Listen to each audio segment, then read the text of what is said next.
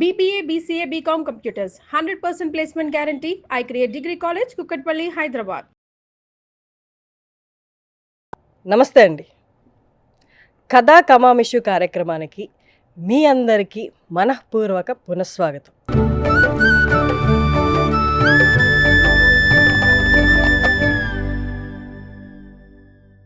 ఇవాళ మనం 10వ ఎపిసోడ్ చెప్పుకోబోతున్నాము.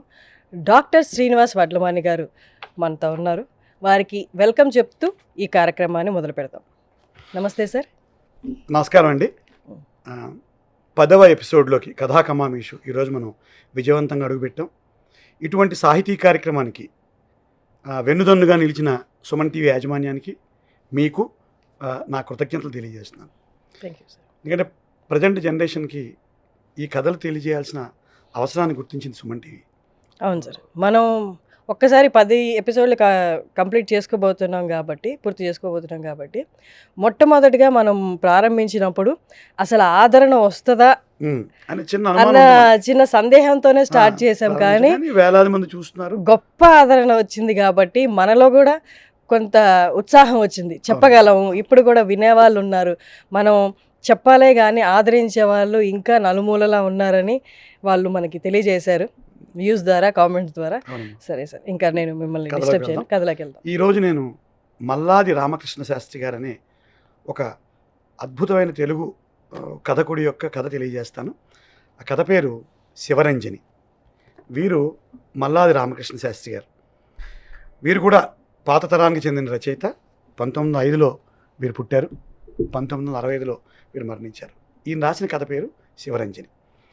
కథలోకి వెళ్లే ముందు వాల్మీకి రామాయణం నుంచి ఒక చిన్న విషయం చెప్పి కథలోకి వెళ్తాను. రావణాసురుడు మరణించిన తర్వాత మళ్ళీ అయోధ్యకు వచ్చేయాలి. ఇప్పుడు లక్ష్మణుడు రాముడి దగ్గరికి వెళ్ళి, అన్నయ్య, లంకానగరం సువర్ణమయ శోభితంగా ఉంది, దేదీప్యమానంగా ఉంది, తేజోవంతంగా ఉంది, ఇక్కడే ఉండిపోదాం మనం, అయోధ్యకి వెళ్లకుండా అంటాడు. అప్పుడు రాముడు ఒక మాట చెప్తాడు తమ్ముడు లక్ష్మణస్వామికి, జననీ జన్మభూమిశ్చ స్వర్గాదపి గెరియసి. ఇది అందరికీ తెలుసున్న కొటేషనే, కానీ ఇది రామాయణంలో, వాల్మీకి రామాయణంలో రాముడు లక్ష్మణుడికి చెప్పాడు, జననీ జన్మభూమిశ్చ స్వర్గాదపి గెరియసి. స్వర్గం కంటే కన్న తల్లి, పుట్టిన ఊరు చాలా గొప్పవి. ఈ ఆర్యోక్తిని, ఈ రామాయణ శ్లోకాన్ని నిజం చేసే కథ ఈ శివరంజని. ఈ శివరంజని కథలో నాయకుడి పేరు చిక్కయ్య. చిక్కయ్య. ఈ చిక్కయ్యది కృష్ణా జిల్లా నందిగాం ప్రాంతం. మనందరికీ తెలుసు, ఇవాళ చాలా జానపద పాటలు పాడుతూ, ఫోక్ సాంగ్స్ పాడుతూ చాలామంది గొప్పవాళ్ళు అవుతున్నారు. ఈ జానపదాల గురించిన కథ ఇది. ఈ చిక్కయ్య కృష్ణా జిల్లాలో యాలపదం అంటారు దాన్ని, జానపదాన్ని. తెలంగాణలో జానపదం, ఉత్తరాంధ్రలో జనపదం, రాయలసీమలో మరొక నామధేయం. ఏదైనా ఇవన్నీ మట్టి మనుషుల యొక్క పాటలు, జీవితాల్లోంచి, బతుకుల్లోంచి వచ్చిన పాటలు. ఈ యాలపదం ముఖ్యంగా చిన్నపిల్లలకి విజ్ఞానాన్ని, విశ్రాంతిని ఇవ్వడానికి నిర్దేశించబడిన ఒక కళ. కృష్ణా జిల్లాలో గుంటూరు ప్రాంతాల్లో ఉంటుంది. జానపద గీతాలు, అలాగే యాలపద గీతాలు. ఈ యాలపద గాయకుడైన చిక్కయ్య ఓ రోజు పొద్దున్నే చచ్చిపోతాడు, మరణిస్తాడు. మొదట్లోనే మరణం. చిక్కయ్య గారు మరణం అంటే పెద్దవాడే, వయసులో పెద్దవాడు, పండి మరణించాడని రాస్తాడు ఆయన. ఒక ముదుసలి కళాకారుడు ఆయన. మరణించిన తర్వాత ఆయన ఆత్మ బయటకు వస్తుంది. చిక్కయ్యకి పెద్ద పెద్ద మీసాలు ఉంటాయి, ఆత్మకు కూడా ఆ మీసాలు ఉండిపోతాయి. ఒక తంబురా ఉంటుంది చిక్కయ్య పాట పాడుకోవడానికి. ఈ తంబురాతో, మీసాలతో ఉన్న ఆత్మ స్వర్గానికి చేరుకుంటుంది. స్వర్గంలో తలుపులు వేసేసి ఉంటాయి. ఎవరినైనా పిలుద్దామా అంటే అందరు నిద్రపోతున్నారేమో అని చిన్న అనుమానంతో ఆ బయట ఒక చిన్న అరుగు లాంటిది ఉంటే ఆ స్వర్గం మెట్ల మీద కూర్చుని ఉంటాడు. కూర్చున్న తర్వాత కాలక్షేపం, ఓసారి మీసం నివురుకుంటాడు, ఆ తంబురా లాగేస్తూ ఉంటుంది. యాలపద గాయకుడు ఒక యాలపదం పాడేసుకుందామని మనసు ఊళ్ళు ఊరుతూ ఉంటుంది. సరే మెల్లిగా మొదలెడతాడు, కానీ ఎవరైనా వింటే నిద్రాభంగం అవుతుందేమో అనే ఉద్దేశంతో కూని రాగాలు పాడుతూ ఉంటాడు. కానీ ఈలోగా తన భూలోకంలో ఉన్న తన భార్య గుర్తొచ్చి గొంతు పెరుగుతుంది, పాటలో ఉద్వేగం పెరుగుతుంది. పెరిగి, ఒంటరిగా తూగావు వయసైన మహారాజా, ఒంటరిగా తూగావు వయసైన మహారాజా, ఇంటికాడా చుక్కకేమైందో చూడరా అని భార్యను గుర్తెచ్చుకుంటాడు. ఇంటికాడా చుక్కకేమైందో చూడరా, ఇది ఒక యాలపదం. ఈ పాట పాడుకుంటాడు. ఈ పెద్దగా పాడుతూ ఉంటాడు. పాడుతుంటే ఈ లోపల నుంచి ఒక దేవత తలుపు బయటికి తొంగి చూసి ద్వారం నుంచి. ఎవరది, ఏమిటా శబ్దాలు అంటాడు. నేను చెక్కయ్యని, భూలోకం నుంచి వచ్చాను. ఏమిటా అల్లరేమిటి, అరుపులేమిటి? ఇవి అరుపులు కావు, జానపద గీతాలు, జానపద గీతాలు అంటాడు.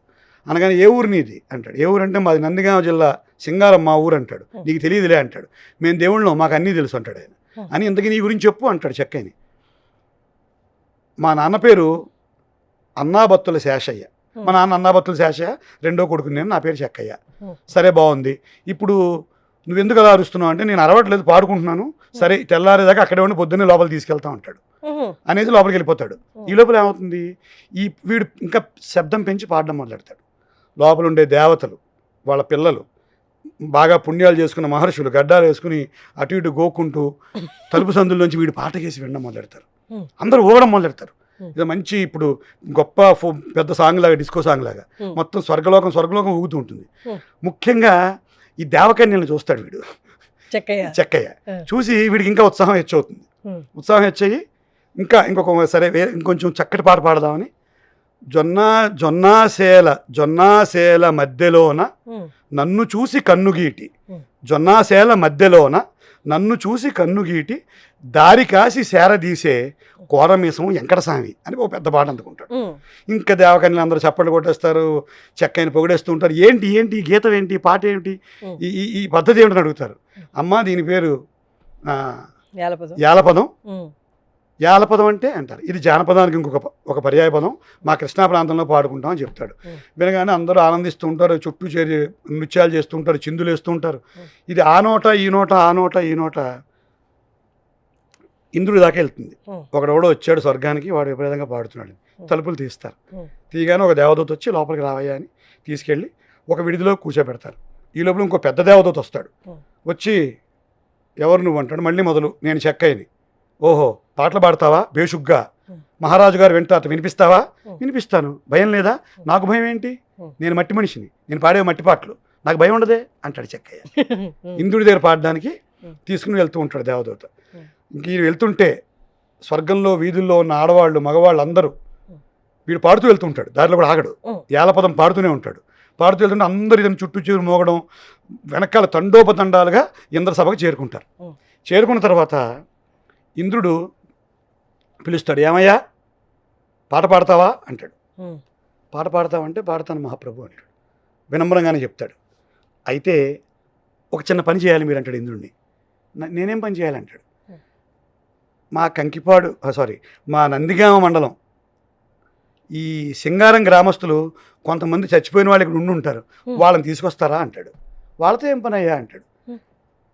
యాలపదం పాడేటప్పుడు 10 మంది చుట్టూ చేరి చిందేస్తే ఆ మజాయే వేరంటాడు.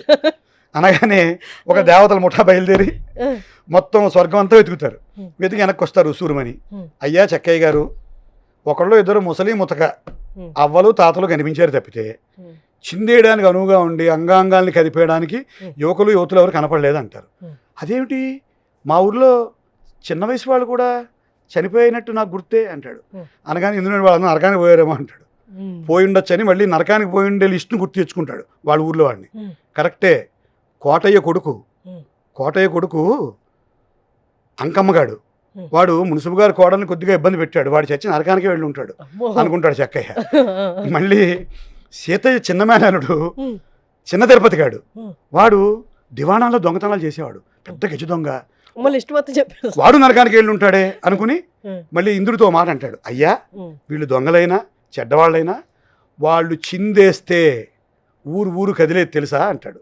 అని వాడు నడుస్తుంటే హంసలు కులుకుతున్నట్టు ఉండేది, అలాంటి వాళ్ళు చిందేస్తుంటే యాలపదం పాడడానికి ఉత్సాహంగా ఉంటుంది అంటాడు. ఇప్పుడు వాళ్ళందరినీ నరకానికి నేను తేలేను కానీ నువ్వు పాట పాడవయ్యా చెక్కయ్య అంటాడు ఇంద్రుడు. అని ఒక కోయవాడి పాట పాడతానంటాడు. ఏదో ఒకటి పాడు వినాలని నేను ఊళ్ళు ఉడుతున్నాను కదా అంటాడు. అనగానే నిమ్మ తోటల మలుపుల్లో దా నిమ్మ రెమ్మల కులుకుల్లో చెమ్మ చెక్కలో చెక్కిలిగింతలో ఓరయ్యో ఎవరు వాడు కొయ్యోడా అని ఒక పాట పాడతాడు. నిమ్మ తోటల మలుపుల్లో దా నిమ్మరెమ్మల కులుకుల్లో చెమ్మ చెక్కలో చెక్కిలిగింతలో ఓరయ్యో కొయ్యోడా అని పాడతాడు. ఇంద్రుడు చప్పట్లు కొడతాడు, చుట్టూ వాళ్ళందరూ అరుస్తారు. ఇంద్రుడు లేచి కౌగులించుకుంటాడు చెక్కయ్యని, శబాష్ అని పొగుడతాడు. అని ఇంకా ఇది పెద్ద పాట ఉంటుంది, నేను కన్వీనియన్స్ కోసం 4 లైన్లు చెప్తున్నాను. ఇవన్నీ కూడా ఏలపదాలే, ఒరిజినల్ ఏలపదాలనే రచయిత పుస్తకంలో తీసుకొచ్చారు. పాడిన ఇంద్రుడు చిందేస్తూ ఇది అంకమ్మగాడు లేకపోతే వాడు చిన్న తిరుపతి గాడి లాగా చిందేస్తూ తన మందిరానికి వెళ్ళిపోతాడు.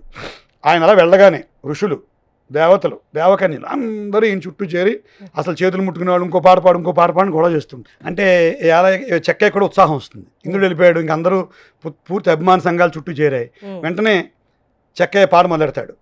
కులికిందిలే బలే కులికిందిలే, నిన్న కులికిందిలే రాసోరి కోన, మొన్న వెలిసిందిలే వడగళ్ళవాన అని పాట మొదలెడతాడు. అందరూ కరతాళ ఇలా జరుగుతూ ఉంటే దేవగురువు బృహస్పతి వేరే ఎక్కడో క్యాంప్కి వెళ్ళి వెనక్కి వస్తూ ఉంటాడు స్వర్గానికి. దేవగురువు పేరు Brihaspati. Brihaspati out of station వస్తుంటే అసలు పిచ్చి పిచ్చి పాటలు, రాజయ్యో ఓ రాజయ్యో రాజో మహా, పెద్ద పెద్ద శబ్దాలు. ఇదేమిటి వేదఘోషం వినపడాలి, సామవేదం వినపడాలి, సంగీతాలు వినపడాలి, చక్కటి రాగయుక్తమైన పాటలు కావాలి, హిందుస్థానీ కర్ణాటక సంగీతాలతో అద్భుతంగా తొలతిగే స్వర్గానికి ఏమైనా జబ్బు పట్టిందా అనుకుంటాడు బృహస్పతి.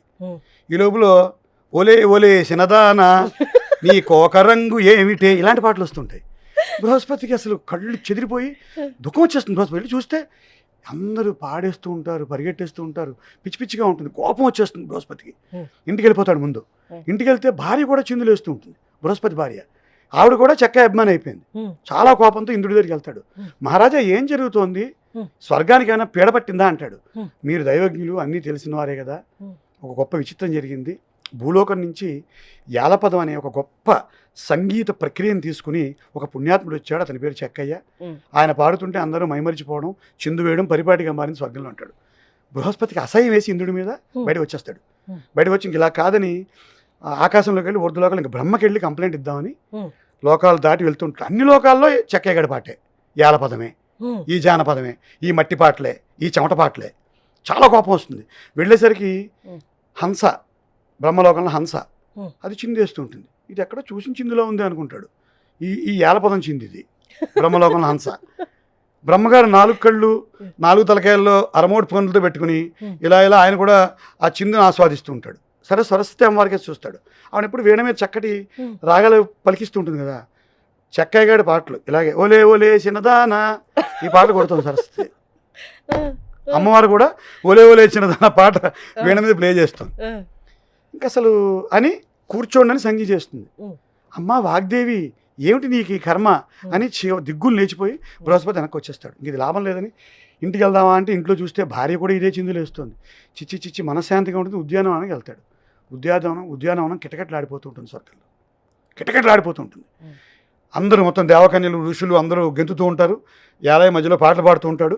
చెక్కయ్య వెళ్ళి బృహస్పతి చెక్కయ్య అని పిలుస్తాడు. నమస్కారం, నేను బృహస్పతిని, దేవగురువుని, నమస్కారం. ఇదేమిటిదంతా, నువ్వు వెళ్ళిపోకూడదా ఇక్కడి నుంచి అంటాడు. అనగానే నేనేం తప్పు చేశాను, నేనెందుకు వెళ్ళిపోవాలి, ఆయన ఎక్కడికి వెళ్ళిపోవాలి, పద్ధతిగా చనిపోయే కదా స్వర్గానికి వచ్చాను అని ఒక చురక అంటిస్తాడు బృహస్పతికి. ఈ యాలపదాల చెక్కయ్యకి ఎంత జ్ఞానం అంటే, నేనేమైనా పరాయి స్త్రీల వ్యామోహంలో పడిపోయానా, వేరే వాళ్ళ భార్యల్ని తస్కరించబోయానా అంటాడు. అనగానే బృహస్పతి ఆపేస్తాడు. గౌతముడి భార్య అహల్యని చెరబట్టాడు ఇంద్రుడు.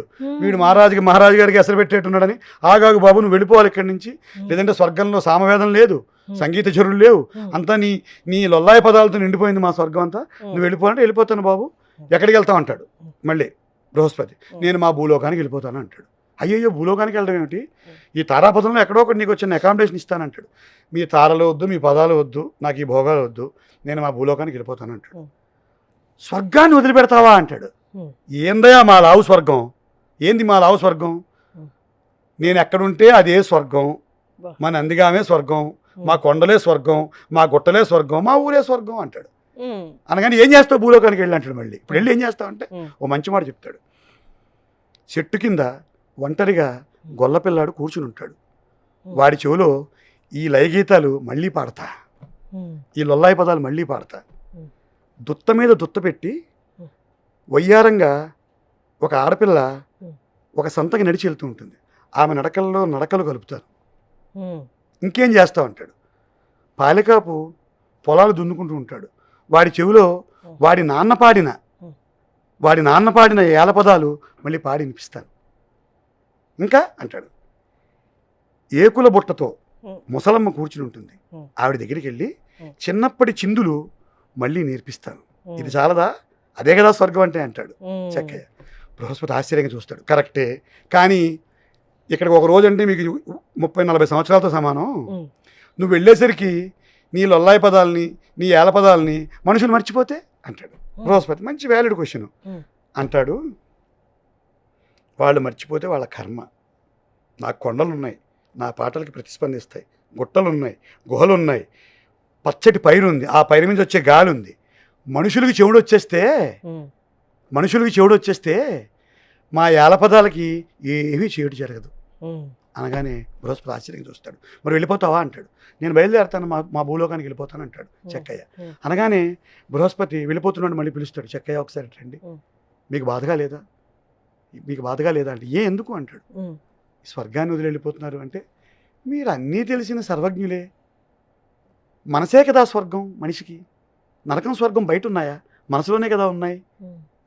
మనసు మంచిదయ్యి ఆనందంగా ఉంటే అదే స్వర్గం, మనసులో చెడ్డ ఆలోచనలు వస్తే అదే నరకం, నా మనసే నాకు స్వర్గం, వెళ్ళిపోతున్నాను బయలుదేరతాడు.